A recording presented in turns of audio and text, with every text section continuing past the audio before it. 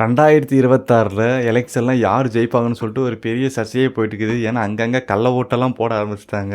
திருச்சி எல்லாம் பார்த்தீங்கன்னா, நைட் 1 மணிக்கு போலீஸ் பாதுகாப்போட கள்ள ஓட்டு போடுறாங்கலாம் பார்த்துக்கங்க. அவங்கள தட்டி கேட்கலாம் ஆள் இல்ல. ஏன்னா, அரசாங்கமே அவங்க சைடுல இருக்குன்ற மாரி தான் பார்த்தீங்கன்னா, நடந்துட்டு இருக்கு.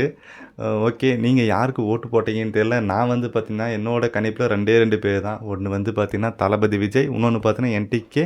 சீமான் அவர்கள் 2 பேர்ல யாருக்கோ ஒருத்தருக்கு ஓட்டு போடணுன்றதுக்காக தான் பார்த்தீங்கன்னா, நான் ஓட்டு போடவே பார்த்தீங்கன்னா, நான் போனேன். ஓட்டும் பார்த்தீங்கன்னா போட்டுட்டேன். 2 பேரோட கொள்கையும் பார்த்தீங்கன்னா, எனக்கு சீமானோட கொள்கை தான் பார்த்தீங்கன்னா, எனக்கு பயங்கரமா பிடிச்சது. ஏன்னா, தமிழருக்கான ஒரு போராட்டத்தில பார்த்தீங்கன்னா, அவர் ஈடுபடுறாருன்னு சொல்லலாம். ஏன்னா, அந்த விதத்தில பார்த்தீங்கன்னா, சீமான் தான் பார்த்தீங்கன்னா, எனக்கு ஒரு ஸ்ட்ராங்கான ஒரு ஒரு நாட்டுக்கான எல்லா இதையும் பார்த்தீங்கன்னா, அவர் யோசிச்சு பார்த்தீங்கன்னா, நிறைய விஷயத்த நடத்திட்டு இருக்கிறாரு. நடத்துறது இல்ல. இதுவரைக்கும் ஜெயிச்சதும் கிடையாது. இனிமேல் ஜெயிக்க போறாரான்னு தெரியல. ஆனா, சீமானுக்கு தான் பார்த்தீங்கன்னா, என்னோட ஓட்ட நான் பார்த்தீங்கன்னா போட்டேன். பட் இருந்தாலுமே தளபதி விஜய்க்கு பார்த்தீங்கன்னா, எல்லாருமே பார்த்தீங்கன்னா சப்போர்ட் பண்ணாங்க. என் கூட இருக்கிற எல்லாருமே பார்த்தீங்கன்னா, அவங்க தான் சப்போர்ட் பண்ணாங்க. எனக்கு என்ன பொறுத்த வரைக்கும் என்.டி.கேவும் பார்த்தீங்கன்னா, டிவிகேவும் ஒண்ணா சேர்ந்துட்டாவே பார்த்தீங்கன்னா, ஒரு மிகப்பெரிய வெற்றின்னே சொல்லுவேன்.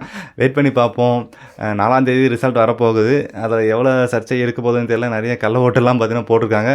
பார்ப்போம் யார் தான் வின் பண்ண போகிறாங்கன்னு சொல்லிட்டு. உங்களோட ஓட்டு யாருக்கு போட்டேன்னு சொல்லிட்டு கீழே கமெண்ட் பண்ணுங்க. நான் தெரிஞ்சுக்கிறேன்.